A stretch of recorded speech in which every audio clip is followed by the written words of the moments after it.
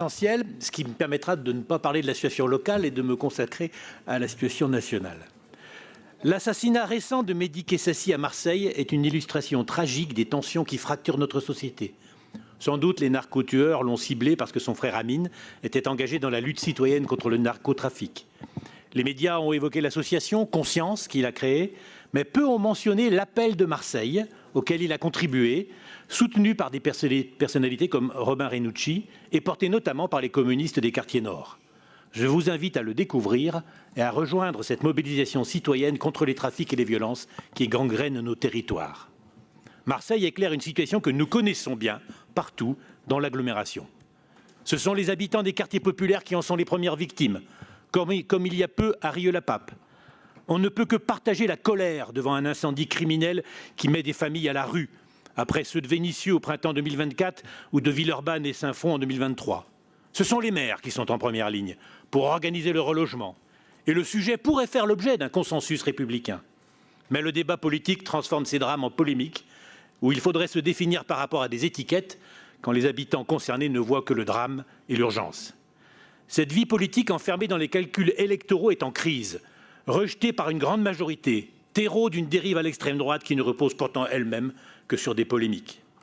Le vœu proposé en retard par le groupe LR en est une illustration.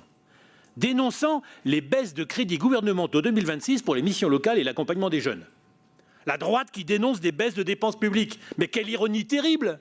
Les mêmes majoritaires à la région ont voté une baisse de 10% des subventions missions locales en 2025. Vos députés voteront contre le budget parce qu'ils ne réduisent pas assez les dépenses. Vos dirigeants ne cessent de dénoncer les dépenses publiques. Vos candidats au présidentiel en rajoutent dans la course aux promesses de baisse des dépenses publiques. Quand la politique devient à ce point un théâtre où on peut dire blanc ici ou hier et dire noir là-bas ou demain, où on peut prendre la défense d'un service public ici tout en l'attaquant d'ailleurs, alors la politique est stérile.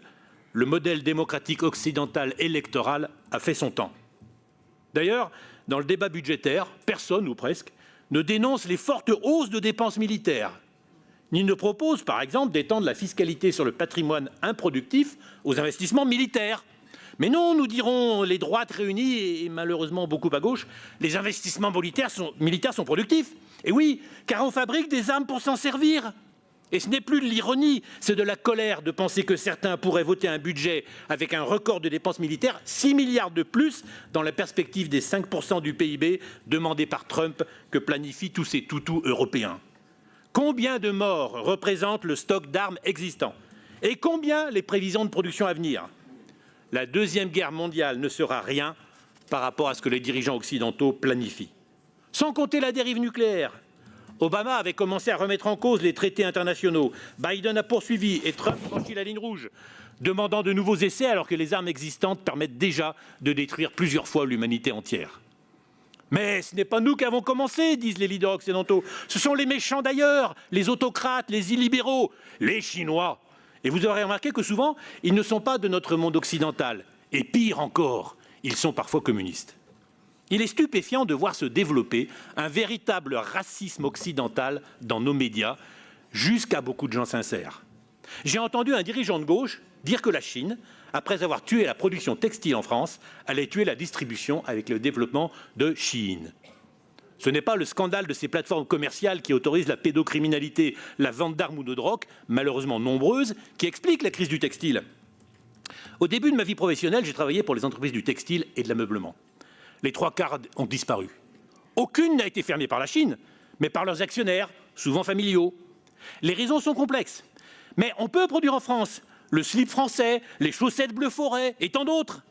Pourquoi pas dans les années 80 ? Eh bien d'abord à cause de la grande distribution occidentale qui cherchait à produire à bas coût. Ensuite aux grandes entreprises du secteur, BMC, Boussac, certains les ont peut-être oubliés, qui mettaient en œuvre les logiques patronales du recentrage sur le cœur de métier, de la financiarisation dans les chaînes logistiques mondialisées, entraînant derrière elles tant de PME.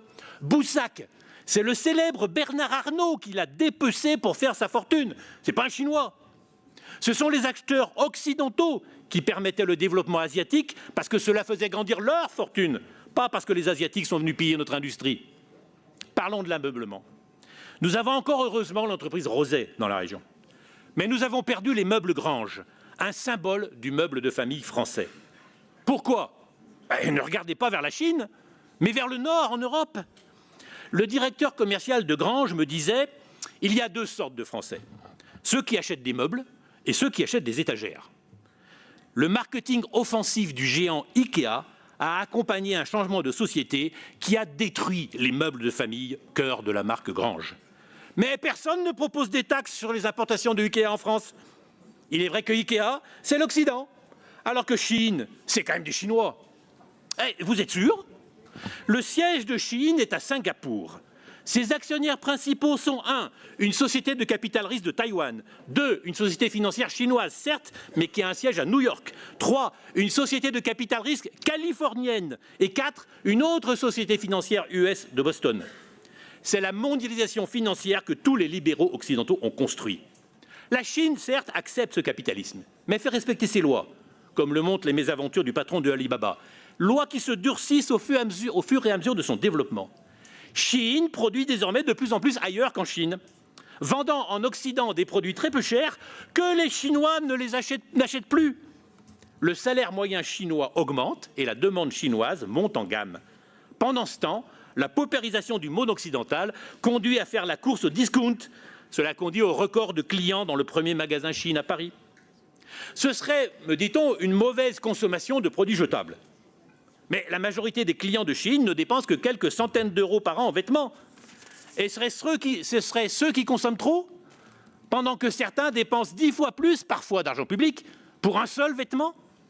Quand un des vecteurs de développement de la Chine est le marché du luxe en Occident, il faut avoir une analyse de classe des consommations pour être capable de défendre un développement socialement et environnementalement juste, sans se faire avoir dans la guerre mondiale en prenant le parti de sa propre bourgeoisie contre les autres peuples. Citation connue de Lénine. Tant que les Français qui font ce qu'ils peuvent pour acheter où ils peuvent verront des politiques multiplier les polémiques en cherchant un coupable à l'étranger, ils ne retrouveront pas l'espoir d'une société plus juste, l'espoir des jours heureux. Et accepter les injustices comme une fatalité, c'est ce qui justifie à la fois le choix de la guerre et les stratégies politiques du bouc émissaire, et donc le vote d'extrême droite. Je vous remercie. La parole est au